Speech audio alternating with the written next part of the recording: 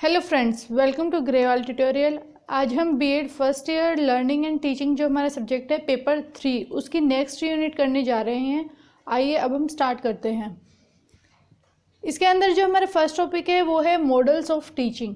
दो टॉपिक है हमारे, एक मॉडल्स ऑफ टीचिंग है और सेकंड है स्ट्रेटजीज, जो कि हम नेक्स्ट जो है वीडियो में करेंगे।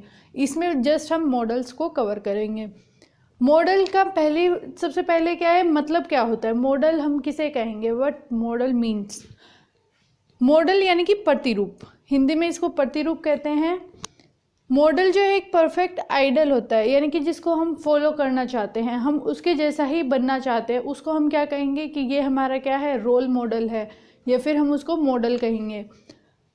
ए प्लान, ए डिज़ाइन, ए पैटर्न, यानी कि एक प्लान होगा हमारा जिसके थ्रू जो है हम आगे स्टडी करेंगे, या फिर हम जो भी काम कर रहे हैं एक प्लान के अकॉर्डिंग ही हम उस काम को करेंगे। एक डिज़ाइन बनाएंगे, रफली कोई डिज़ाइन बना लिया हमने, जैसे कि रोड बनाना होता है तो पहले ही डिज़ाइन बनाकर तैयार किया जाता है कि कहाँ से रोड बनना है और कहाँ से नहीं बनना, इस तरीके से। या फिर एक पैटर्न, जो कि हमें किस तरीके से फर्स्ट में क्या आएगा, सेकंड में क्या आएगा, एक पैटर्न को फॉलो करते हुए अपनी चीज़ को क्या है कंप्लीट करेंगे। तो मॉडल का मतलब यहाँ पर दो हैं। एक हमारा परफेक्ट आइडल होता है जिसको हम रोल मॉडल कहते हैं।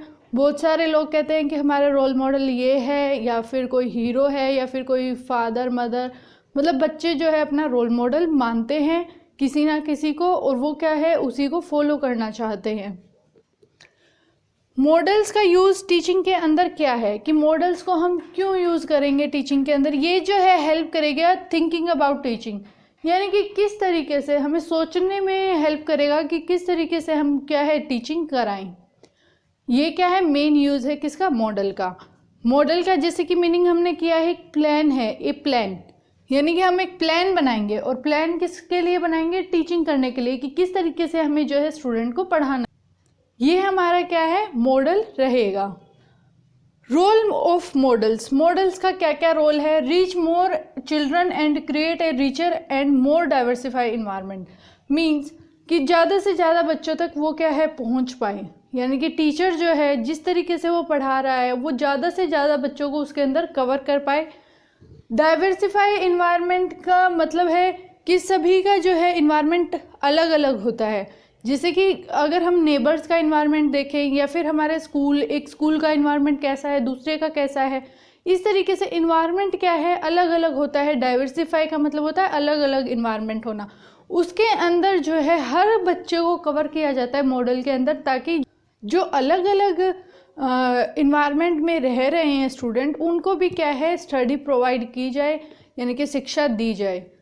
नेक्स्ट है हमारा क्रिएट मोर इफेक्टिव इवेंट्स। जो हमारे इवेंट्स होते हैं उनको क्रिएटिव बनाने में हेल्प करता है, क्रिएट करता है अच्छा सा क्या है बनाने में। जैसे कि सब्जेक्ट है हमारा, कौन सा सब्जेक्ट होगा, फिर उसके अंदर हम क्या कंटेंट को कवर करेंगे, फिर हमारा आता है क्या प्रोसेस होगा कि जिसके थ्रू जो है हम अपना लेक्चर डिलीवर करेंगे, या फिर जो भी हमें किस तरीके से उसको क्या है सिखाना है बच्चे को।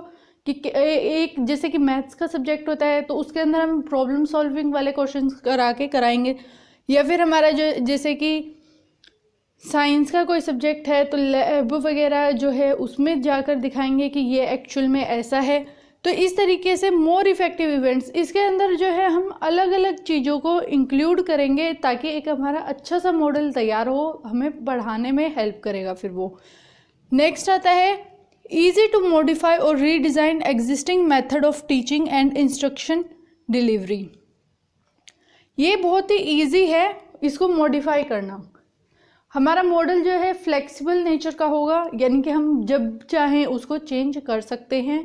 उसमें मॉडिफिकेशन यानी कि हम कुछ भी चेंज करना चाहें उसको हम इजीली कर पाएंगे, या हम उसको रीडिज़ाइन करना चाहें, दोबारा से बनाना चाहें तो हम वो भी बना पाएंगे।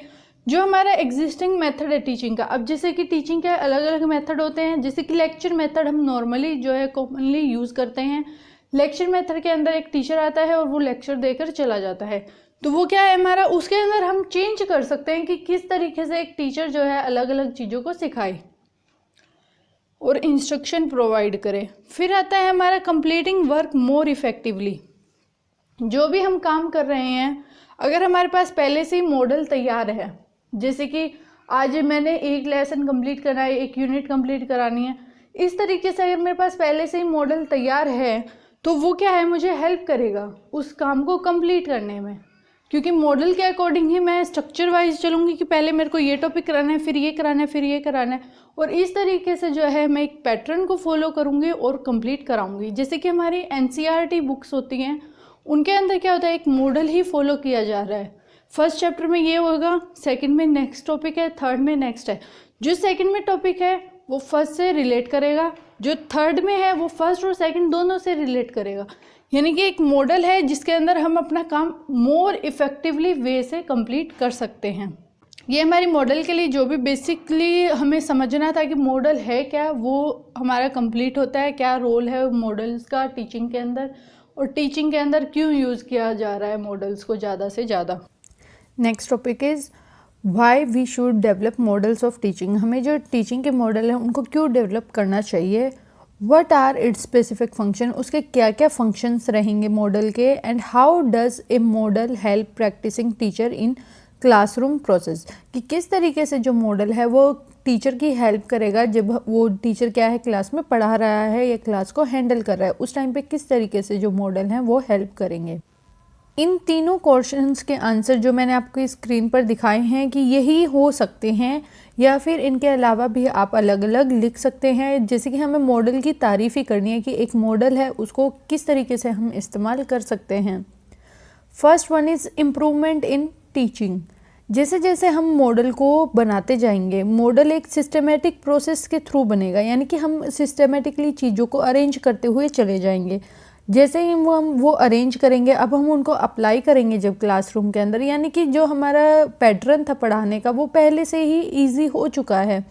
हमारी जो टेक्निक है जो हम इस्तेमाल कर रहे हैं, एक सिस्टम के तरीके से हम पढ़ाना स्टार्ट करेंगे, तो उससे क्या होगा, अल्टीमेटली जो है हमारी टीचिंग क्या है, इम्प्रूव होती हुई चली जाएगी। Next one is developing curriculum.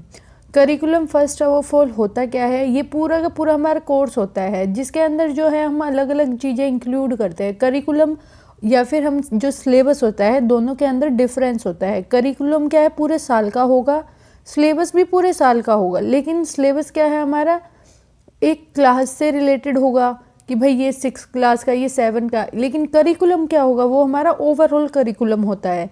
इसके अंदर जो है हम डिफरेंट जो हमारे कोर्सेज़ हैं उनके अंदर क्या क्या हमें पढ़ाना है, किस तरीके से हमें उनको समझाना है बच्चों को, ये चीज़ें इंक्लूड की जाएंगी।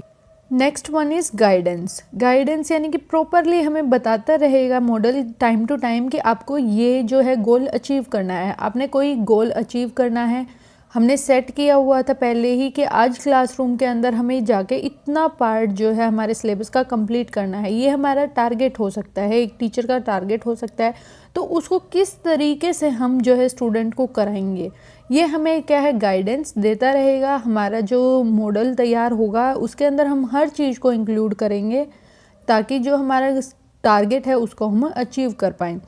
Next one is specification of instructional material.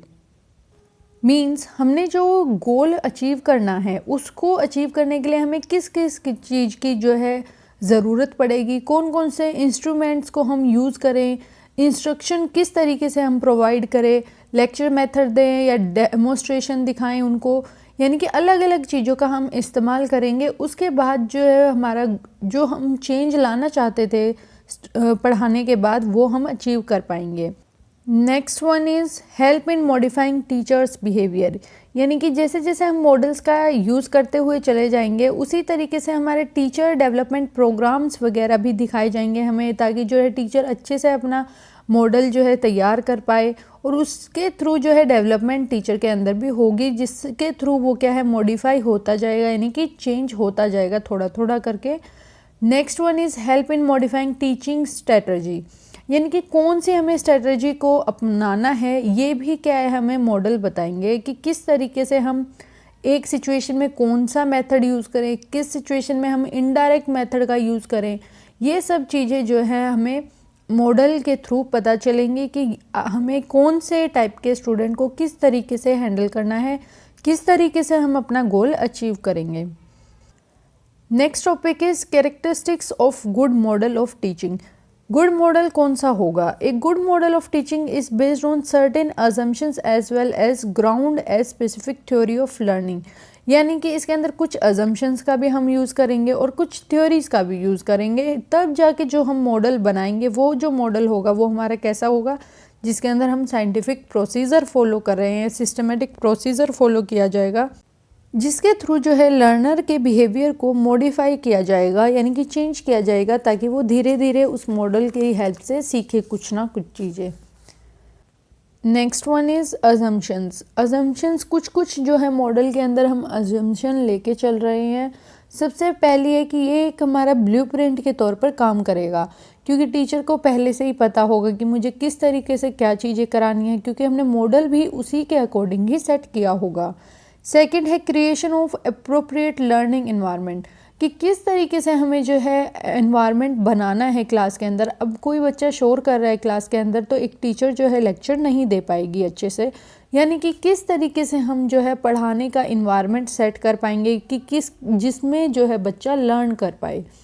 हमें जो है मॉडल के अंदर अलग अलग टाइप के मेथड्स का यूज़ करना चाहिए, जो कि सिंपल होने चाहिए और क्लियर होने चाहिए, ताकि जो बच्चा है वो अच्छे से सीख पाए। हमें जो है मॉडल के अंदर क्रिएटिव इन्वायरमेंट रखना चाहिए, डिफरेंट कॉम्बिनेशन ऑफ एलिमेंट्स को क्रिएट करना चाहिए, ताकि डिफरेंट इन्वायरमेंट के अंदर हम जो है डिफरेंटली आउटकम निकाल पाएँ। इन सब चीज़ों का हमें क्या है ध्यान रखना चाहिए जब भी हम क्या है एक मॉडल को बना रहे हैं। Answer to some fundamental questions. हमारा जो मॉडल होता है कुछ फंडामेंटल क्वेश्चंस के आंसर देता है, जैसे कि how does a teacher behave, यानी कि एक टीचर को किस तरीके से बिहेव करना है। वाई ही और शी डज लाइक दिस, कि वो इस तरीके से क्यों कर रहे हैं। What would be the effect of his or her such behaviour on the learner, जो उसका बिहेवियर है क्लास के अंदर वो लर्नर के ऊपर क्या इफ़ेक्ट कर रहा है। एक टीचर होता है बहुत ही पोलाइटली आपसे बात करता है, एक टीचर होता है जो बहुत ही रूड तरीके से बात करता है। यानी कि जो लर्नर होता है सीखने वाला, उनके दोनों टीचर के जब वो पढ़ता है दोनों टीचर से, तो दोनों का इफ़ेक्ट जो है लर्नर के ऊपर अलग अलग ही पड़ेगा। ऐसा नहीं होगा कि उसके लिए दोनों ही टीचर सेम रहेंगे। बेस्ड ऑन इंडिविजुअल डिफरेंसेस, यानी कि जो हमारा मॉडल होगा वो टीचिंग का इस तरीके का होना चाहिए जिसके अंदर जो है हम सारे सिद्धांतों को फॉलो करें, सारे नियम्स को फॉलो करें, इंडिविजुअल के अकॉर्डिंग हम समझ पाएँ और उसके बाद ही हम जो है प्रिपेयर कर पाए। उसी को हम क्या है गुड मॉडल की कैटेगरी में डालेंगे। Next one is presenting appropriate experiences. Means teaching model जो है वो प्रोवाइड करेगा हमें appropriate experience to the students and the teacher. हमारा जो मॉडल होगा दोनों जब स्टूडेंट और टीचर दोनों उस मॉडल के अकॉर्डिंग काम करेंगे तो उनको क्या है एक एक्सपीरियंस होगा, यानी कि एक तजुर्बा होगा उनको। Next one is development of human ability, यानी कि हमारी एबिलिटीज़ को डेवलप करने में मॉडल हमारी मदद करेगा, हमारी कैपेबिलिटीज़ को इंक्रीज़ करेगा कि हम कितना और लर्न कर सकते हैं और क्या क्या चीज़ें हम नई नई सीख सकते हैं। हमें जो है एफिशिएंटली मैनर में और बेस्ट इकोनॉमिक वे में जो है गुड मॉडल बताएगा वो चीज़ें। नेक्स्ट है specification of environment. Her model जो है हमें क्या बोल रहा है कि एक लर्निंग का इन्वायरमेंट होना चाहिए जो कि एकदम अच्छा होना चाहिए, जिसके अंदर जो है हम चेंज भी कर पाएँ और जो है स्टूडेंट का बिहेवियर जो है हम मॉडिफाई भी कर पाएँ। ऐसा ना हो कि बस आपने लेक्चर दे दिया और बच्चों को कुछ समझ ही नहीं आया, तो वो मॉडल जो आपने प्रिपेयर किया है वो अच्छा मॉडल नहीं कहलाएगा। Next one is specification of learning outcome, यानी कि जो हम पढ़ा रहे हैं उसमें से जो आप चाह रहे थे वो अगर बच्चा कर पा रहा है उनकी, यानी कि आप परफॉर्मेंस को ऑब्ज़र्व कर रहे हैं और अगर वो बच्चा सीख चुका है उस चीज़ को, तो उस मॉडल को हम क्या कहेंगे कि ये अच्छा मॉडल है। Next one is influence by philosophies. जो हमारा मॉडल होगा कई बार जो है फिलोसफीज़ जो हमारी रियल वर्ल्ड से रिलेटेड जो होंगी उनसे भी रिलेट करेगा और रिफ्लेक्ट देगा उनको उस मॉडल के अंदर, यानी कि हम हर चीज़ को जो हमारे आसपास हो रही है उसको भी इंक्लूड करेंगे। Next one is Maximus of teaching driven, यानी कि सिद्धांत या नियम टीचिंग के। हर मॉडल के अंदर जो है टीचिंग के सिद्धांतों को फॉलो किया जाएगा। अगर आप टीचिंग के सिद्धांतों को फॉलो नहीं करेंगे मॉडल को प्रिपेयर करते हुए, तो उस मॉडल को हम गुड मॉडल की कैटेगरी में इंक्लूड नहीं करेंगे। ये हमारी कुछ कैरेक्टरिस्टिक थी टीचिंग मॉडल की। Now our next topic is nature of models, कि क्या क्या नेचर हैं उनके मॉडल्स के। सबसे पहले रोल ऑफ इंस्ट्रक्टर, यानी कि जो इंस्ट्रक्शन प्रोवाइड दे रहा है उसका क्या रोल रहेगा। उस जो मॉडल है हमारा ये डिसाइड करेगा कि इंस्ट्रक्टर को क्या क्या काम करना है और किस तरीके से जो है बच्चों को मॉडल के अकॉर्डिंग जो है सारी चीज़ें सिखानी है। नेक्स्ट है detail overview of how to teach, कि किस तरीके से पढ़ाना है। कुछ स्टूडेंट जो क्लास के अंदर जो है बहुत सारे स्टूडेंट ऐसे होते हैं जो कि टॉपर होते हैं, बहुत सारे ऐसे होते हैं जो कि बिल्कुल एवरेज हैं या बिलो एवरेज हैं। तो उन सब बच्चों को किस तरीके से हमें हैंडल करना है सेम टाइम के अंदर। जैसे कि हाफ एन आवर का कोई लेक्चर है तो उसी सिचुएशन में उसी टाइम के अंदर किस तरीके से हम अलग अलग बच्चों को हैंडल कर रहे हैं, और हमारा जो मॉडल है उसके अकॉर्डिंग ही हम स्टेप वाइज जो है चल भी रहे हैं। यानी कि मॉडल हमें हेल्प कर रहा है इस चीज़ में भी। टाइप ऑफ क्लासरूम स्ट्रक्चर, कि किस तरीके का आपका क्लासरूम स्ट्रक्चर है, ज़्यादा बड़ा है या छोटा है, या फिर बहुत ज़्यादा इंटेलिजेंट बच्चे हैं या फिर एक ही ग्रुप के बच्चे हैं। अलग अलग स्ट्रक्चर होंगे हमारे क्लासरूम्स के अंदर, तो वो भी डिसाइड करेगा हमारे मॉडल के अंदर कि किस तरीके से हम उनको क्या है पढ़ा सकते हैं, किस तरीके से उनको हम हैंडल कर सकते हैं। Next one is help student to learn, ये जो है स्टूडेंट को भी हेल्प करेगा मॉडल लर्न करने में, क्योंकि मॉडल में हम क्या करेंगे स्टेप वाइज फॉलो करेंगे हर चीज़ को। तो जैसे ही हम स्टेप वाइज बच्चों को सिखाने चलेंगे तो वो क्या है उनको फॉलो करते हुए वो भी कुछ ना कुछ जो है सीखते हुए चले जाएंगे। Support bye research based evidence, इसके अंदर जो मॉडल के अंदर हम यूज़ करते हैं जो भी चीज़ें वो ऑलरेडी जो है किसी ना किसी ने रिसर्च की होती है। ऐसा नहीं है कि जो टीचर है वो मॉडल बनाने से पहले खुद ही कुछ रिसर्च करने लगेगा। यानी कि जो हमारे पास ऑलरेडी मटेरियल है जिसको किसी ना किसी जो है पीएचडी स्कॉलर ने क्या है रिसर्च किया हुआ है वो मटेरियल, उसी का हम क्या है यूज़ करेंगे। प्रोवाइड कॉमन लैंग्वेज, हमारा जो पूरा स्कूल होगा या जो भी हमारा एडमिनिस्ट्रेटिव ब्लॉक होगा या फिर स्टाफ रूम होगा या फिर स्टूडेंट के साथ जब हम इंटरेक्शन कर रहे होंगे तो सबकी क्या है लैंग्वेज कॉमन रहनी चाहिए। ये हमारा मॉडल ही बता रहा है कि हमें क्या है लैंग्वेज को कॉमन रखना है। कॉमन लैंग्वेज कौन सी होगी जो कि सभी स्टूडेंट को समझ आए। नेक्स्ट है increase probability of learning certain skills and knowledge, यानी कि कुछ ना कुछ हम स्किल बच्चों को सिखाना चाहते हैं, ज़्यादा से ज़्यादा जो है हम ज्ञान बच्चों को प्रोवाइड करना चाह रहे हैं, तो उसके अंदर क्या है कुछ ना कुछ प्रोबेबिलिटी जो हमारी है वो इंक्रीज होती हुई चली जाएगी। प्रोबेबिलिटी क्या होता है, जैसे कि आज बारिश होगी या नहीं होगी, ये क्या है प्रोबेबिलिटी है, हो भी सकती है और नहीं भी हो सकती ये चीज़।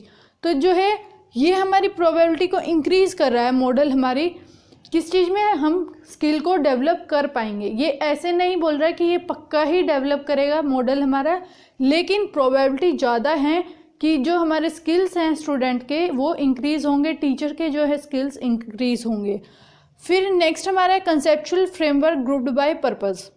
कंसेप्चुअल फ्रेमवर्क यानी कि कंसेप्ट के अकॉर्डिंग ही हम अपना स्ट्रक्चर तैयार करेंगे मॉडल के अंदर। कंसेप्ट के बाहर हम नहीं जाएंगे, कंसेप्ट से ही रिलेटेड, चाहे हमारी वो जो बात है वो नेशनल लेवल की हो इंटरनेशनल लेवल की हो, लेकिन वो जो बात होगी वो क्या होगी हमारी कंसेप्ट से रिलेटेड ही होनी चाहिए मॉडल के अंदर। ये हमारे थे कुछ नेचर जो कि मॉडल के हैं। नेक्स्ट आता है एलिमेंट्स। ये जो 6 एलिमेंट्स हैं हमारे पूरे मॉडल जो है इन 6 एलिमेंट्स के ऊपर ही डिपेंड है। जो भी हमारा मॉडल है वो थोड़ा थोड़ा क्या है चेंज होता चला जाएगा। किसी के अंदर फोकस कुछ दिखाया जाएगा, किसी के अंदर सिंटैक्स या रिएक्शन या सोशल सिस्टम। ये जो 6 एलिमेंट्स हैं हमारे यही जो है मेन है हर किसके अंदर मॉडल के अंदर, क्योंकि जो हमारा मॉडल है वो इन्हीं से अपना अपना चेंजमेंट दिखाएगा कि मैं इसके अंदर जो एक मॉडल है वो कहेगा मैं इस चीज़ के अंदर फोकस रखूँगा, दूसरा कहेगा मैं इस चीज़ के अंदर रखूँगा। यानी कि ये 6 ही हमारे मेन पॉइंट हैं। ये अगर आपको समझ आएंगे तो ही आप क्या है मॉडल को अच्छी तरीके से एक्सप्लेन कर पाएंगे। सबसे पहले आता है एलिमेंट्स के अंदर मॉडल के फोकस। फोकस यानी कि केंद्र बिंदु। हमारा मेन टारगेट क्या होगा जब हम मॉडल को डिसाइड कर रहे हैं कि क्या हम मेन टारगेट रखें, कि जैसे कि हमारा फोकस क्या है कि पूरी क्लास को अच्छे से हम क्या है स्टडी करवा पाएँ, या फिर जो है ज़्यादा से ज़्यादा उनके अंदर इम्प्रूवमेंट कर पाएँ। कुछ भी फोकस हमारा हो सकता है जब हम मॉडल को प्रिपेयर कर रहे हैं, या हमारा सिलेबस जो है हम कंप्लीट करा पाएँ, हमारा टारगेट जो है अचीव हो पाए, ये हमारा फोकस हो सकता है।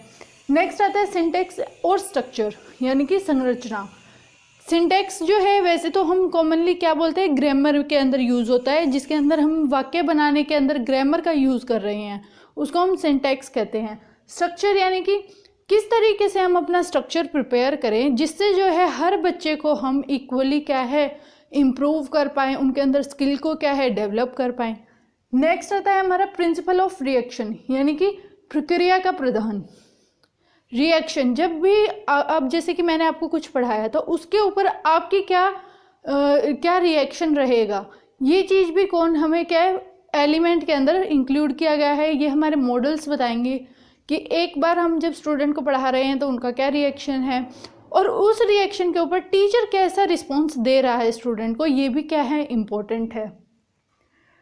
नेक्स्ट आता है द सोशल सिस्टम, यानी कि सामाजिक व्यवस्था। सोशल सिस्टम जैसे कि एक क्लासरूम होता है, वो एक जो है मिनी सोसाइटी की तरह ही वर्क करता है, क्योंकि जो मान लेते हैं हम 30 स्टूडेंट है और एक टीचर है, अब वो जो है कॉमनली एक डिस्कशन कर रहे हैं किसी भी टॉपिक के ऊपर, तो वो हर कोई अपना अपना विचार देगा हमें कि मैं ये सोचता हूँ इस टॉपिक के बारे में, या मैं ये सोचता हूँ। इस तरीके से हमारी कॉमन मिनी सोसाइटी यानी कि छोटी सी एक सोसाइटी बन जाती है, जो कि है हमें हेल्प करती है हमारे मॉडल को डिसाइड करने में कि किस तरीके की क्लास है और इसके अंदर किस तरीके का मॉडल जो है वर्क कर पाएगा। नेक्स्ट हमारा आता है सपोर्ट सिस्टम, यानी कि समर्थन प्रणाली।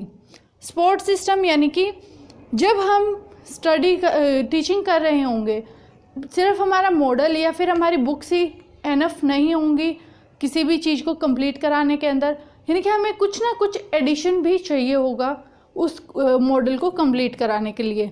जैसे कि हमें जो है लैब्स वगैरह की ज़रूरत हो सकती है, जैसे कि केमिस्ट्री में हमें कोई केमिकल का रिएक्शन दिखाना है तो हम लैब में ही जाके बच्चों को दिखाएंगे। नेक्स्ट आता है एप्लीकेशन एंड इफ़ेक्ट्स, यानी कि आवेदन और प्रभाव। जब हम इस मॉडल को अप्लाई कर रहे हैं तो इसका क्या इफ़ेक्ट आएगा, कि क्या ये मॉडल सक्सेसफुल हो पाएगा, जो ये मॉडल सिखाना चाह रहा था वो कंप्लीट कर पाया या नहीं कर पाया, और एप्लीकेशन यानी कि कहाँ कहाँ अप्लाई हो सकता है ये मॉडल।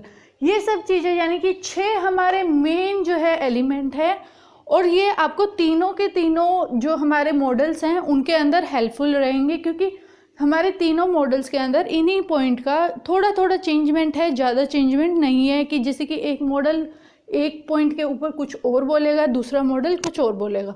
यानी कि 3 मॉडल हैं। नॉर्मली आप एक अगर टेबल बनाकर भी करेंगे, और यहाँ पे अगर जैसे कि हमने 6 पॉइंट लिखे, यहाँ पर हम तीनों मॉडल्स के नाम लिखेंगे और चेंजमेंट इनका लिखते जाएंगे कि फोकस में वो क्या मॉडल बोल रहा है, फर्स्ट क्या बोल रहा है, सेकंड क्या और थर्ड क्या, यानी कि ये तीनों मॉडल इजीली हम कंप्लीट कर पाएंगे।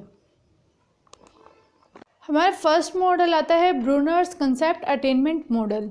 इसके अंदर सबसे पहले हम जानेंगे कि कंसेप्ट का मीनिंग क्या होता है, कंसेप्ट हम किसे कहते हैं। कंसेप्ट एक धारणा होती है जो कि मेंटली कैटेगरीज होती हैं, हमारे दिमाग के अंदर ही ये चलता है कि क्या ऑब्जेक्ट है, क्या हमारा आइडिया है, यानी कि हमारे दिमाग के अंदर कुछ ना कुछ धारणाएं किसी के प्रति चलती रहती हैं, उसको हम कंसेप्ट कहते हैं। अकॉर्डिंग टू मान क्या कहते हैं, concept is a process which represent the commonness in different things और इवेंट। ये क्या बता रहे हैं कि कॉमननेस होती है इन डिफरेंट थिंग्स और इवेंट, कुछ ना कुछ समानता होती है कि इस इवेंट में या फिर कोई और इवेंट होता है उनके अंदर, यानी कि कॉमन चीज़ें बनी रहती हैं। कंसेप्ट क्या होगा, कंटेंट, यानी कि कंसेप्ट को हम पढ़ाते हैं एज ए कंटेंट। क्लास के अंदर कंसेप्ट को हम किस तरीके से पढ़ाते हैं, कंटेंट के तौर पर। और कंटेंट हमें कहाँ से मिलता है, फैक्ट से, कंसेप्ट से, जनरलाइजेशन से, यानी कि जो भी हमारे आसपास का सराउंडिंग होता है उससे हमें जो है कंसेप्ट मिलता है। यानी कि कंटेंट हमारा क्या है, फैक्ट, कंसेप्ट और जनरलाइजेशन का मिक्सचर होता है, उसको हम कंटेंट कहते हैं। और कंटेंट को हम क्लास में पढ़ाते हैं एज ए कंसेप्ट, यानी कि कंसेप्ट क्या है कि कंटेंट के बारे में बताना क्लास के अंदर या पढ़ाना क्लास के अंदर। अब आता है नेक्स्ट की काइंड्स ऑफ कंसेप्ट, कि कितने तरीके के कंसेप्ट हैं हमारे। फर्स्ट है एब्स्ट्रैक्ट यानी कि सार, नेक्स्ट इज कॉन्क्रीट यानी कि ठोस, नेक्स्ट वन इज प्राइमरी यानी कि प्राथमिक, सेकेंडरी यानी कि माध्यमिक, स्ट्रक्चर्ड यानी कि संरचित और अनस्ट्रक्चर्ड यानी कि असंरचित। यानी कि ये हमारे डिफरेंट काइंड के क्या हैं, कॉन्सेप्ट हैं। कॉन्सेप्ट के 6 प्रकार हैं, आपको मैंने ये दिखा दिए हैं कि 6 टाइप के हैं हमारे। सबसे फर्स्ट आता है हमारा एब्स्ट्रैक्ट। एब्स्ट्रैक्ट कंसेप्ट के अंदर क्या इंक्लूड किया जाता है, यानी कि कुछ ना कुछ ऐसी चीज़ें इंक्लूड होंगी जो कि एब्स्ट्रैक्ट हैं, यानी कि सार कंप्लीटली हैं वो, यानी कि एक किसी ग्रुप को हम इस नाम से बुलाएंगे कि ये क्या है, एब्स्ट्रैक्ट है। या फिर इंटेलिजेंस, जैसे कि हमारी जो इंटेलिजेंस होती है, या फिर लव, अफेक्शन, ये कुछ भी चीज़ें हो सकती हैं, इनको हम क्या कहेंगे कि ये क्या है, हमारे एब्स्ट्रैक्ट नॉलेज है। कॉन्क्रीट नॉलेज के अंदर हम इंक्लूड करते हैं बुक्स को, ट्रायंगल्स वगैरह, सेल जो होते हैं हमारे, इन सबको हम कॉन्क्रीट के अंदर इंक्लूड करेंगे। प्राइमरी के अंदर हम इंक्लूड करेंगे जो कि डिपेंडेंट ना हो, जैसे कि ट्री जो है वो किसी के ऊपर डिपेंड नहीं है, पेड़ को हम पेड़ ही बुलाएंगे। इसी तरीके से जैसे कि फ़िश है, मछली है, यानी कि हम उनको मछली ही बुलाएंगे, वो किसी दूसरी चीज़ के ऊपर डिपेंड नहीं कर रही। सेकेंडरी यानी कि जो डिपेंड करेंगे दूसरे के ऊपर, जैसे कि जो नाउन है, नाउन क्या है हमारे, प्राइमरी है, लेकिन जो प्रोनाउन है यानी कि वो डिपेंड कर रहे हैं, किसी का नेचर बता रहे हैं, जो चीज़ें नाउन की जगह पर यूज़ होंगी उनको हम प्रोनाउन कहते हैं, यानी कि वो डिपेंड कर रही हैं। इसी तरीके से हमारा स्ट्रक्चर्ड होता है और अनस्ट्रक्चर्ड होता है। स्ट्रक्चर्ड के अंदर हम इंक्लूड करते हैं जैसे कि साइंस से रिलेटेड कोई भी कंसेप्ट, हमारा एक पहले से ही एक स्ट्रक्चर बनता है, उसके बाद जो है हम उसमें क्या है, कुछ ना कुछ चेंजेस करते हैं। मैथ्स के कोई भी क्वेश्चन होते हैं वो स्टेप वाइज हम सॉल्व करते हैं, यानी कि एक हम प्रॉपर स्ट्रक्चर को फॉलो करते हैं। नेक्स्ट वन इज अनस्ट्रक्चर्ड, यानी कि जो कि हमारे सोशल साइंस से रिलेटेड होंगे, यानी कि जिनका कंसेप्ट हम सेम नहीं मानेंगे, कुछ ना कुछ डिफरेंट चीज़ें उनके अंदर होती रहेंगी, यानी कि वो क्या होंगे, हमारे अनस्ट्रक्चर्ड सॉरी।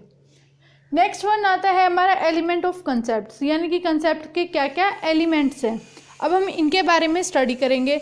सबसे फर्स्ट एलिमेंट होता है हमारा नेम। नेम के अंदर हम कैटेगरी को इंक्लूड करते हैं। नेम यानी कि कोई भी कैटेगरी, जैसे कि हम एक कैटेगरी के अंदर मेल डाल देते हैं, एक के अंदर फीमेल डाल देते हैं, ये हमने क्या है, कैटेगरी बनाई है। ये फ्रूट्स हैं या फिर ये वेजिटेबल्स हैं, ये हमारी क्या है, कैटेगरीज हैं।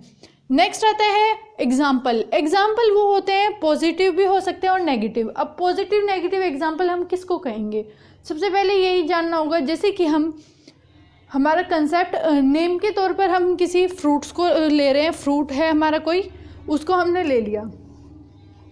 पॉजिटिव एग्जाम्पल उसका क्या होगा, जब हम उस जो हमने नेम लिया है, जब हम उसी को एक्सप्लेन करेंगे वो हमारा पॉजिटिव एग्जाम्पल कहलाएगा। लेकिन हमने जो नेम लिया था, यानी फ्रूट्स का नाम लिया था हमने, उसकी जगह पर अगर हम वेजिटेबल्स को एक्सप्लेन करने लग जाएं, यानी कि हमने नाम, कैटेगरी हमारी क्या थी, फ्रूट्स थी, और हम एग्जाम्पल किसका बता रहे हैं, वेजिटेबल का बता रहे हैं, यानी कि ये हमारा नेगेटिव कंसेप्ट कहलाएगा, यानी कि हमारा नेगेटिव एग्जाम्पल कहलाएगा। क्योंकि हम नाम क्या है, फ्रूट्स का लिया था हमने, लेकिन हम एग्जाम्पल उसी को एक्सप्लेन करने के बाद हम एग्जाम्पल किसका दे रहे हैं, वेजिटेबल्स का दे रहे हैं, यानी कि हमारा नेगेटिव एग्जाम्पल होगा। लेकिन अगर हमने फ्रूट का ही एग्जाम्पल लिया है, नेम लिया है और फ्रूट का ही एग्जाम्पल हम अगर दे रहे हैं, तो उसको हम पॉजिटिव एग्जाम्पल कहेंगे। नेक्स्ट हमारा आता है एट्रीब्यूट, यानी कि कॉमन कैरेक्टरिस्टिक, गुण हम बोलते हैं, यानी कि किसी भी दो या दो से ज़्यादा चीज़ों के अंदर कुछ समानता हो, कुछ गुण हो उनके अंदर, उसको हम एट्रीब्यूट कहेंगे, यानी कि कॉमन कैरेक्टरिस्टिक्स हो। क्लास के अंदर जैसे कि एक क्लास के अंदर ओनली गर्ल्स हैं, यानी कि उनके अंदर एक कॉमननेस है, क्या है, वो सारी लड़कियां हैं क्लास के अंदर। इसी तरीके से कॉमन गुण बताया जाएगा, कोई भी जो हर किसी बच्चे के अंदर पाया जाता है। नेक्स्ट आता है एट्रीब्यूट वैल्यू, यानी कि variation in one attribute. Common characteristic हमने कर लिया कि एट्रीब्यूट में क्या बताया जाएगा, कॉमन कैरेक्टरिस्टिक। लेकिन जब इसी कैरेक्टरिस्टिक के अंदर भी वेरिएशन पाई जाए, यानी कि जैसे कि मैंने बोला था कि पूरी क्लास में क्या है, लड़कियां हैं, लेकिन एक लड़का भी है, यानी कि इसी एक ही कैरेक्टरिस्टिक के बेस पर क्या है, उसमें वेरिएशन आ गई है, तो उसको हम क्या कहेंगे, एट्रीब्यूट वैल्यू। नेक्स्ट हमारा आता है रूल। रूल क्या है, define essential attribute of the concept, यानी कि जो जो जरूरी एट्रीब्यूट थे हमारे कंसेप्ट से रिलेटेड उसको डिफाइन करेगा हमारा रूल, यानी कि सिद्धांत। हमें ये बताएगा कि ये जो हैं जरूरी एट्रीब्यूट हैं, यानी कि जरूरी गुण हैं किसी भी कंसेप्ट के लिए, यानी कि धारणा के लिए ये क्या है, ज़रूरी गुण हैं। इसको हम एलिमेंट ऑफ कंसेप्ट के अंदर इंक्लूड कर रहे हैं, यानी कि 5 हैं हमारे, name, example, attribute, attribute value and rules. ये हमारा जो टॉपिक है कंसेप्ट के बारे में अभी हमने इसमें स्टडी किया है। अब जो है हम कंसेप्ट अटेनमेंट मॉडल के बारे में स्टडी करेंगे। होप तो आपको यहाँ तक क्लियर है।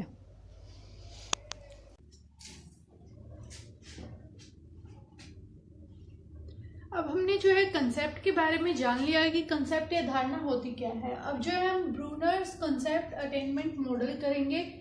कंसेप्ट अटेनमेंट यानी कि इनडायरेक्टली हम किसी को इंस्ट्रक्शन प्रोवाइड करेंगे जो कि used in the structured inquiry process, जिसका हम इस्तेमाल कहाँ कर रहे हैं, जो कि ऑलरेडी पहले से एक स्ट्रक्चर बना हुआ था उसके अंदर हम इंक्लूड कर रहे हैं इसको, यानी कि इनडायरेक्टली हम उसमें इंस्ट्रक्शन प्रोवाइड कर रहे हैं किसी को। ये जो मॉडल है ये क्या है, इसका मेन एम्फेसिस यानी कि सबसे जो मेनली किसके ऊपर ध्यान दे रहा है, is on the learner determining the attribute of the concept that has been pre-selected by the teacher।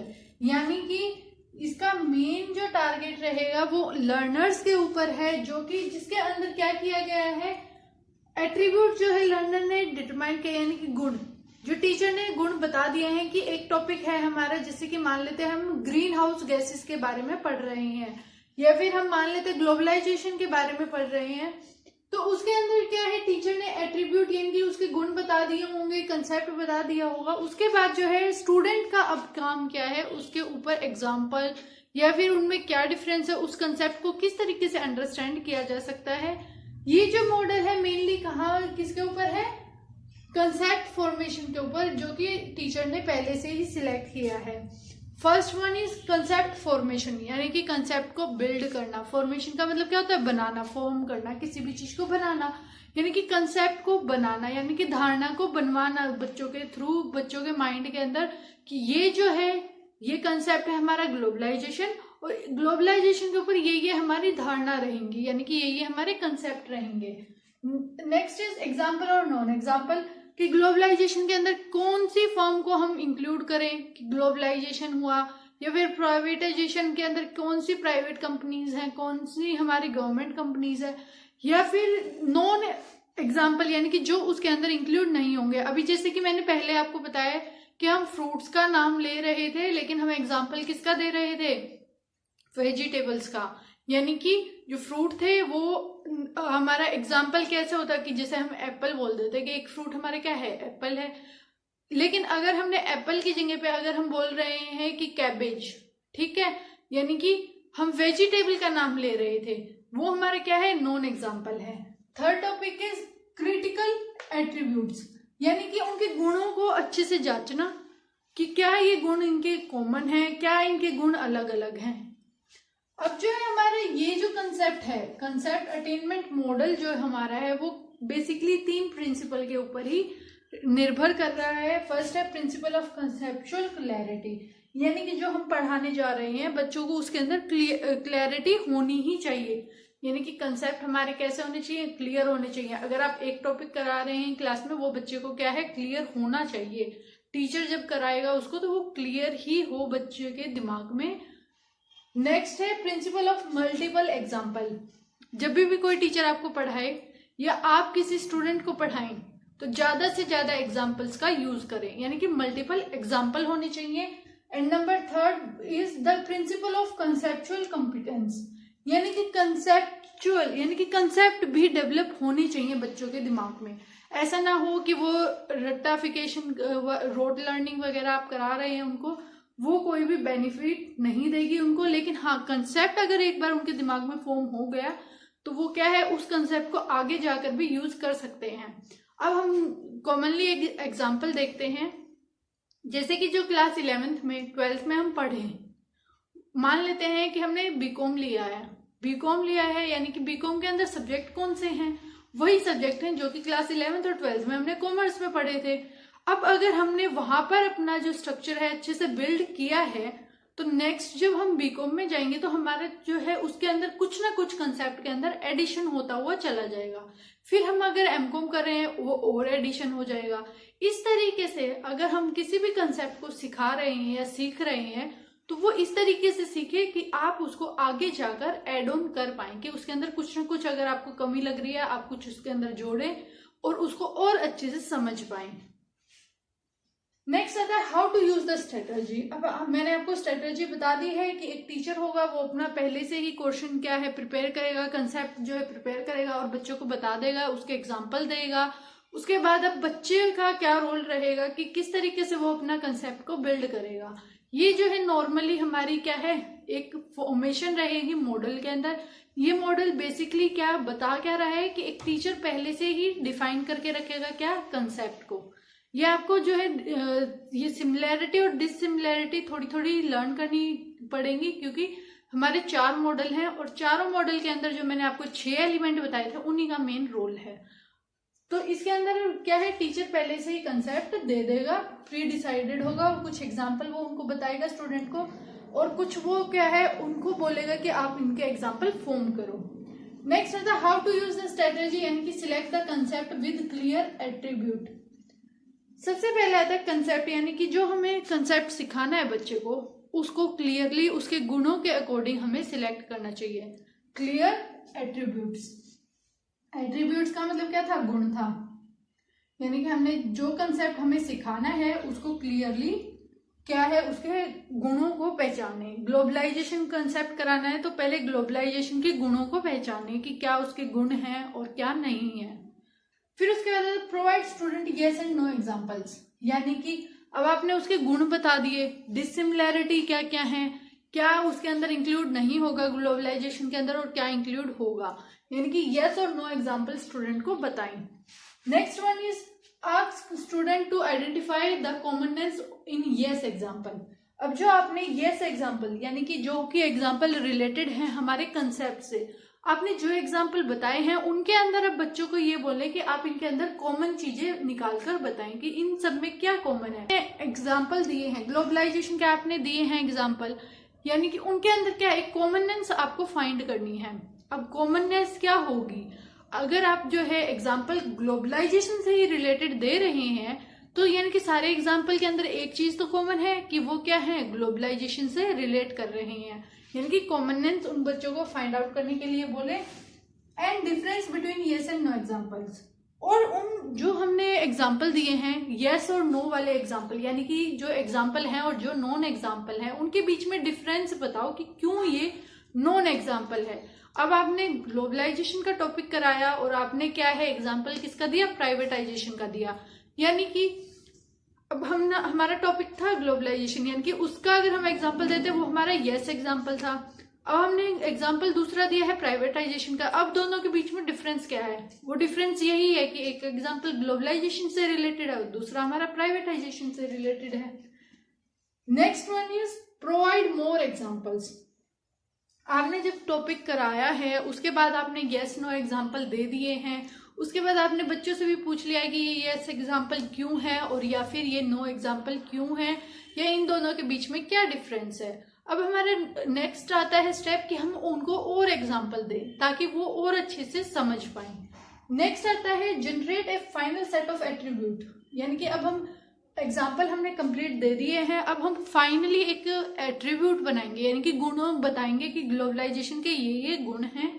उसके बाद आता है ask the student to apply their understanding of the concept। अब हम बच्चों से ये कहेंगे कि आप जो है अपनी जो अंडरस्टैंडिंग है उसको अप्लाई करें और उसको जो है आगे से यूज करें, मतलब जहां भी आपका यूज करना है वहां उसको यूज करें। ये जो है हमारा how to use the strategy हमारी ये है, और ये हमारा कंसेप्ट है ब्रूनर्स कंसेप्ट अटेनमेंट मॉडल।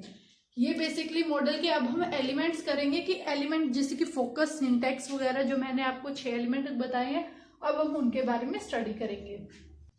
अब जैसे कि हमने जो है एलिमेंट्स के बारे में पढ़ा था कि कौन कौन से एलिमेंट्स हैं जिनका हम यूज करेंगे ब्रूनर कंसेप्ट अटेनमेंट मॉडल के अंदर। क्या क्या एलिमेंट्स है? फोकस, सबसे फर्स्ट वन इज फोकस कि हमें हमारे जो टारगेट है वो क्या है, हमें ये देखना है इसके अंदर।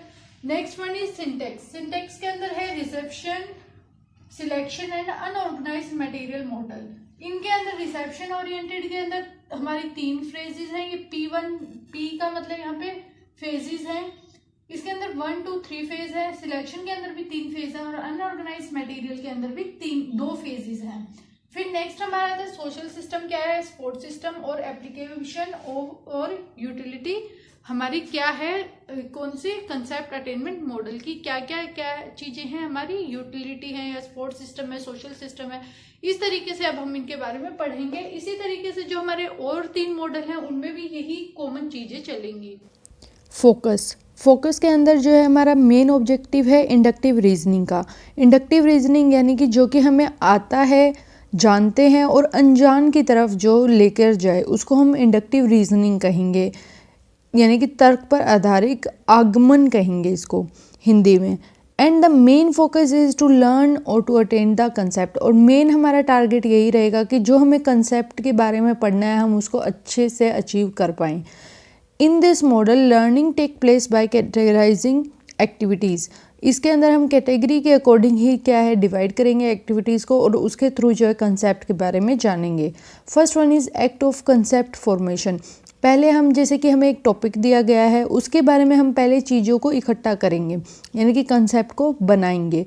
एक्ट ऑफ कंसेप्ट अटेनमेंट, और फिर वो जो कंसेप्ट के बारे में हमने सब कुछ इकट्ठा किया है अब हम उसको क्या है अचीव करेंगे, अपने अंदर जो है उसको अच्छे से मतलब माइंड के अंदर सेट करेंगे कि इस कंसेप्ट में ये चीज़ हैं और ये इनके एग्जाम्पल हैं। Both activities have different steps to achieve objective. इन दोनों के अलग अलग स्टेप्स रहेंगे जब ये काम करेंगे।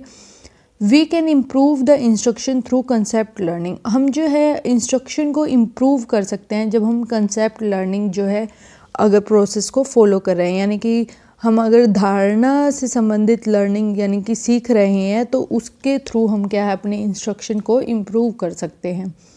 नेक्स्ट हमारा टॉपिक आता है सिंटेक्स या फिर स्ट्रक्चर्ड। इसके अंदर हम 3 मॉडल्स के बारे में स्टडी करेंगे। First one is reception, second is selection and third is unorganised. हम इन तीनों के बारे में स्टडी करते हैं। इस मॉडल के अंदर 3 वेरिएशन दिखाई गई हैं, यानी कि ये तीनों चीज़ें जो 3 मॉडल अलग अलग, एक मॉडल जो है हमारा कंसेप्ट अटेनमेंट मॉडल हम इसको कर रहे हैं, लेकिन इस कंसेप्ट अटेनमेंट मॉडल के अंदर भी 3 अलग अलग मॉडल्स हैं हमारे। तो first one is reception oriented model. इस मॉडल के अंदर हम क्या करेंगे, it functions directly for teaching of element of A concept. ये जो है डायरेक्टली इसका एक ही फंक्शन है कि जो एलिमेंट्स हैं ना कंसेप्ट के उनको पढ़ाना। फेज़ 1, अब इसके अंदर हमारी 3 फेजेस रहेंगी। हम फेज़ 1 के अंदर क्या करेंगे, सेकंड के अंदर और थर्ड के अंदर अब हम ये पढ़ते हैं। फेज़ 1 यानी कि इंक्लूड द फॉलोइंग एक्टिविटी, ये एक्टिविटी होंगी। डाटा को इकट्ठा करना और लर्नर जो सीख रहा है उसके सामने उसको प्रेजेंट करेंगे। एग्जाम्पल देंगे उनको फिर कि जो डाटा जो हम कंसेप्ट सीखने जा रहे हैं उनके बारे में एग्जाम्पल जो टीचर है वो स्टूडेंट्स को देगा। Next one is event. हम कोई इवेंट, पीपल, ऑब्जेक्ट या स्टोरी के थ्रू जो लर्नर्स को सिखाना चाहेंगे। जो डाटा होता है हमारा उसके अंदर यही सब चीज़ों को इंक्लूड किया जाता है और फिर हम जो है डाटा कलेक्ट कर पाते हैं। नेक्स्ट आता है हमारा teacher explain to people that all the positive example have common idea. Teacher जो है फिर बच्चों को ये बताएगा कि ये जो हमने एग्जाम्पल लिया था जैसे कि ग्लोबलाइजेशन का, यानी कि हमने एग्जाम्पल सारे ग्लोबलाइजेशन के दिए थे, तो कॉमन आइडिया क्या था उसके पीछे की एग्जाम्पल किस चीज़ के हैं, ग्लोबलाइजेशन के है। यानी कि टीचर बताएगा कि इन सब के पीछे एक ही कॉमन हमारा जो है आइडिया चलेगा। Present before the people in the sequence. अब जो है टीचर इसको सीक्वेंस में बताएगा स्टूडेंट्स को और उनको प्रेजेंट करेगा कि ये स्टेप्स के थ्रू जो है हम इस कंसेप्ट को सीख सकते हैं। फिर जो है लर्नर्स को कहा जाएगा कि एग्जाम्पल के बीच में डिफरेंशिएट करे, यानी कि ग्लोबलाइजेशन का एग्जाम्पल दिया है या प्राइवेटाइजेशन का दिया, इन सब के बीच में क्या है डिफरेंशिएशन करे, वो अंतरों का पता लगाए कि क्या अंतर है दोनों के एग्जाम्पल में, और फिर जस्टिफाई करे कि ये जो एग्जाम्पल है ये हमारे कंसेप्ट से रिलेटेड है या फिर नहीं। नेक्स्ट आता है keep record of attributes of these examples.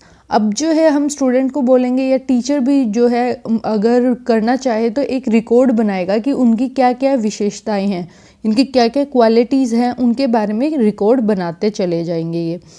Next आता है last step is to ask the pupil to give definition of the concept on the basis of essential attribute and ask to give some name of the concept।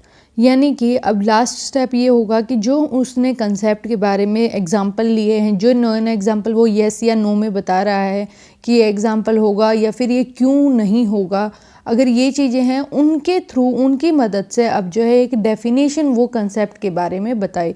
ये जो है teacher सबसे last step होगा हमारा phase 1 का, कि उस concept के बारे में बच्चों से ही डेफिनेशन पूछे कि उनके अकॉर्डिंग क्या डेफिनेशन होगी। Now phase 2. The pupil will test the attainment of the concept by identifying unmarked example related to the concept and also quote his own examples। अब इस फेज़ के अंदर वो क्या करेगा, जो बच्चा होगा वो एक टेस्ट सा लेगा अपना ही खुद का कि उसने कंसेप्ट के बारे में क्या क्या सीखा, जो उसने जो एग्जाम्पल है जो उसने छोड़ दिए थे वो अब उनको भी देखेगा कि वो कंसेप्ट से रिलेटेड हैं या नहीं हैं, या फिर हैं तो किस वे से वो रिलेट करेंगे। And also quote his own example, और अब वो जो है अपने ही एग्जाम्पल को इसमें लगाना स्टार्ट करेगा कंसेप्ट में। नेक्स्ट फेज आती है हमारी, in this phase people start analysing the strategies through which they learn or attain the concept. अब इसके अंदर जो है इस फेज के अंदर पीपल जो होगा, बच्चा जो होगा, वो ये देखना स्टार्ट करेगा, एनालाइज करेगा कि कौन सी स्ट्रेटजीज़ के थ्रू, यानी कि क्या क्या उसने रणनीतियाँ अपनाई हैं जिनके थ्रू वो लर्न कर पा रहा है और उस कंसेप्ट को अचीव कर पा रहा है या सीख पा रहा है। The people analyse the pattern which they have used but this is not possible in case of small children. People जो है इसके अंदर एनालाइज कर रहा है कि उसने पैटर्न मतलब जो उसने सीखा है वो किस तरीके से सीखा है, लेकिन जब हम यही चीज़ एक छोटे बच्चे को बोलेंगे कि आप बताओ आपने ये चीज़ कैसे सीखी है, तो वो जो है उसको नहीं बता पाएगा, यानी कि वो एनालाइज नहीं कर पाएगा। तो ये जो हमारा मॉडल है ये स्मॉल चिल्ड्रन के केस के अंदर अप्लाई नहीं होगा। Now our next model is selection oriented model. Selection oriented model के अंदर क्या होगा कि पीपल जो है वर्क करेगा इंडिविजुअली या फिर ग्रुप में, यानी कि वो या तो अकेला काम करेगा या फिर एक ग्रुप के अंदर वो काम करेगा। ये मॉडल जो है हमारा रिसेप्शन ओरिएंटेड मॉडल जो हमने कंप्लीट किया है उससे अलग है। उस मॉडल के अंदर क्या था कि टीचर पहले एग्जाम्पल दे रहा था कि ये हमारा कंसेप्ट है, ये इसके एग्जाम्पल हैं, और फिर वो उन बच्चों को फाइंड आउट करने के लिए बोल रहा था कि आप अपनी मर्जी से और भी एग्जाम्पल फाइंड आउट कर सकते हो। लेकिन इस जो मॉडल में सिलेक्शन ओरिएंटेड मॉडल है इसके अंदर क्या है, टीचर जब तक एग्जाम्पल को ये नहीं बताएगा बच्चों को, जब तक वो बच्चों से येस या नो में आंसर ना पूछ ले। अब जैसे कि मैंने फ्रूट्स का कंसेप्ट मैं करा रही हूँ और फ्रूट में मैं एप्पल बोल रही हूँ, जब तक बच्चे येस और नो में मेरे को आंसर नहीं देंगे कि ये जो कंसेप्ट है इससे रिलेटेड एग्जाम्पल है या नहीं, जब तक मैं उनको क्लियरली ये नहीं बताऊंगी कि ये फ्रूट का ही एग्जाम्पल है। इस फेज़ के अंदर इसके अंदर 3 फेजेस हैं। फेज़ 1 के अंदर डाटा को प्रेजेंट किया जाएगा और एट्रीब्यूट्स को आइडेंटिफाई किया जाएगा, यानी कि स्टूडेंट के सामने जो है डाटा दिया जाएगा किसी भी कंसेप्ट से रिलेटेड, जैसे कि पॉपुलेशन से रिलेटेड कोई डाटा हम जो है प्रेजेंट कर रहे हैं स्टूडेंट को, एंड एट्रीब्यूट्स आर आइडेंटिफाई, और उसकी विशेषताएं जो हैं बताई जाएंगी। फिर हमारा जो नेक्स्ट स्टेप होगा उसके अंदर जो है टीचर अनलेबल्ड एग्जाम्पल को प्रेजेंट करेगा, यानी कि टीचर क्या करेगा कि उनको ये नहीं बताएगा कि ये इस डाटा से रिलेटेड एग्जाम्पल हैं या नहीं। जैसे कि हमने लास्ट में किया था कि वो एग्जाम्पल बता रहा था कि ये इसका एग्जाम्पल है, अब ये नहीं बता रहा है। इन दोनों में बेसिक यही डिफरेंस है दोनों मॉडल के अंदर। Pupil inquiry which example is positive and formulate his own hypothesis and confirm them। अब जो है वो बच्चा क्या करेगा, पॉजिटिव जो एग्जाम्पल होगा उसको वो खुद फाइंड आउट करेगा। जैसे कि 10 एग्जाम्पल हम दे देंगे, उसमें से चूज़ करने के लिए बोलेंगे कि कौन कौन सा जो है इससे रिलेटेड एग्जाम्पल है और कौन सा नहीं है। अब जब वो एग्जाम्पल को फाइंड आउट करेगा तो वो खुद की हाइपोथेसिस लगाएगा। हाइपोथेसिस का मतलब होता है काल्पनिक, यानी कि वो कल्पना करेगा खुद से ही कि ये इसका एग्जाम्पल इस तरीके से हुआ, एंड कन्फर्म देम, और फिर उनको कन्फर्म करेगा। फेज 2 के अंदर क्या होगा, the attainment of the concept is tested. अब जो है टीचर टेस्ट करेगा कि क्या बच्चे ने जो कंसेप्ट है वो अटेन किया या नहीं किया। The teacher confirm the hypothesis, name the concept and restate the definition of the concept.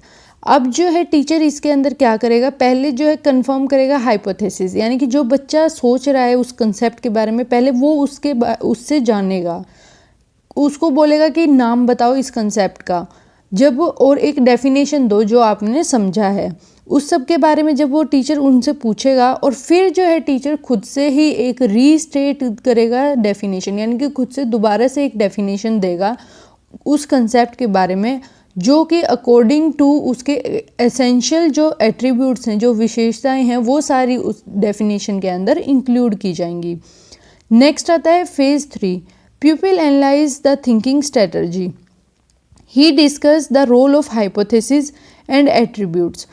Means अब थर्ड स्टेज के अंदर प्यूपिल ये देखेगा कि उसने जो है ये सब कुछ कैसे किया, मतलब कि किसी भी चीज़ के बारे में उसने कैसे सोचा, या फिर जो है वो किस तरीके से कंसेप्ट से रिलेट कर पा रहा है, जो उसने कल्पना की थी उससे, और उसकी जो क्वालिटीज़ थी कंसेप्ट की, उन सब के बारे में वो एक डिस्कशन करेगा अपने आप से। ये जो है स्मॉल चिल्ड्रन के केस में यूज़फुल नहीं है ये कंसेप्ट हमारा, यानी कि एक सिमिलैरिटी है दोनों कंसेप्ट अभी हमने जो किए मॉडल, रिसेप्शन ओरिएंटेड मॉडल और सिलेक्शन ओरिएंटेड मॉडल, ये दोनों के दोनों मॉडल क्या है, स्मॉल चिल्ड्रन के केस के अंदर यूज़फुल नहीं है ज़्यादा। Now next model is unorganised material model. अभी हमारा थर्ड मॉडल है जो कि कंसेप्ट अटेनमेंट मॉडल के अंदर थर्ड पार्ट है सिंटेक्स का। इस मॉडल के अंदर क्या है, this model is useful when it is applied to unorganized और अनअरेंज्ड मटेरियल, यानी कि किसी मटेरियल को ऑर्गेनाइज ही नहीं किया गया। एक तो होता है ऑर्गेनाइज्ड वे में किसी काम को करना, एक होता है कि आपने कुछ भी ऑर्गेनाइज नहीं किया, मतलब कि कुछ भी सीक्वेंस वगैरह में नहीं लगाया है, आपने अरेंजमेंट ही नहीं की उस चीज़ की, तो उस चीज़ को कैसे आप करेंगे। इसके अंदर फेज़ 1 और 2 हैं। फेज़ 1 के अंदर क्या होगा, description of the concept is given as it is used, description दी जाएगी जो कि यूज़ करनी है, and the concept is searched out, और फिर जो है कंसेप्ट को हम ढूंढेंगे, and it is labelled and essential attribute are identified which are to be used. और इसके अंदर क्या होगा कि हम क्या है एग्जाम्पल्स को लेबल करेंगे, और जो एसेंशियल एट्रीब्यूट्स हैं, जो विशेषताएं हैं जिनका हमें यूज़ करना है, उनको हम ढूंढेंगे। नेक्स्ट स्टेप के अंदर क्या होगा, नेक्स्ट फेज़ के अंदर द कंसेप्ट इज़ एवल्यूटेड, यानी कि अब जो हमने कंसेप्ट के बारे में स्टडी किया है, अब हम उसके बारे में टेस्ट लेंगे और जानेंगे कि वो कंसेप्ट एक्चुअल में स्टूडेंट को आया या नहीं आया। ये हमारा जो है थर्ड मॉडल था, unorganised material model. Now next topic is social system and sports system. Social system के अंदर क्या करेगा, टीचर कंस्ट्रक्ट करेगा खुद के एग्जाम्पल्स, या फिर वो क्या है कहीं ना कहीं से आइडिया लेगा या मटेरियल लेगा कहीं ना कहीं से, जैसे कि बुक्स वगैरह की हेल्प लेगा, जर्नल्स की, न्यूज़पेपर वगैरह, जिन भी चीज़ों का वो हेल्प लेना चाहे एग्जाम्पल देने के लिए, और फिर वो है क्लास के अंदर पढ़ाना स्टार्ट करेगा उस चीज़ को, उस कंसेप्ट को। नेक्स्ट आता है हमारा स्पोर्ट्स सिस्टम। स्पोर्ट्स सिस्टम के अंदर यानी कि in this material those positive and negative example, इसके अंदर जो है वो नेगेटिव और पॉजिटिव एग्जाम्पल का मटेरियल के तौर पर यूज़ करेगा उस कंसेप्ट को सिखाने में। Can also be included about which the प्यूपिल may be prompt. The teacher should have the knowledge in advance of various expect of the process of concept attainment. इसके अंदर टीचर को पहले से ही नॉलेज होनी चाहिए कि कंसेप्ट अटेनमेंट अगर वो मॉडल का इस्तेमाल कर रहे हैं तो उसको पहले से ही सारी जानकारी होनी चाहिए कि किस तरीके से जो है हम कंसेप्ट को डेवलप करेंगे इस मॉडल के through. And about the source of information और डाटा, या फिर कहाँ से हमें इंफॉर्मेशन लेनी है, कहाँ से हमें डाटा लेना है। इन दिस लास्ट स्टेप जो होगा वो होगा हमारा एवोल्यूशन ऑब्जेक्टिव का, यानी कि एवोल्यूशन करेंगे या तो हम टेस्ट लेंगे या फिर मल्टीपल चॉइस क्वेश्चन देंगे उनको, जिससे क्या होगा कि हमें ये पता चलेगा कि क्या बच्चे सही में उस चीज़ को सीख पाए या नहीं। और it is always better to give a written test, written test लेना ही हमेशा बेटर रहेगा इस सिचुएशन में। ये हमारा सोशल एंड स्पोर्ट्स सिस्टम जो है कंप्लीट होता है।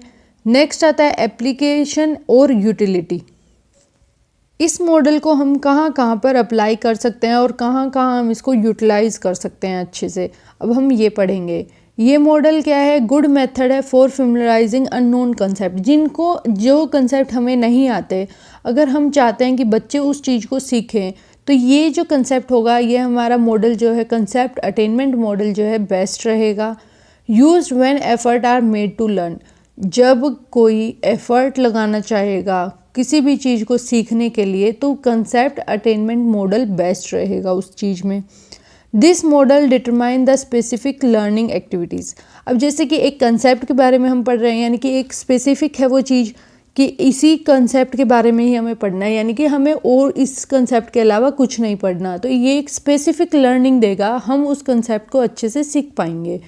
New area of concept can be touched, यानी कि हम कोई भी कंसेप्ट कर रहे हैं उसमें हम अगर एग्जाम्पल ज़्यादा से ज़्यादा यूज़ कर रहे हैं और कुछ ना कुछ ढूंढ रहे हैं उसके बारे में, तो हम जो है अलग अलग एरियाज़ के बारे में जान पाएंगे एक ही कंसेप्ट के।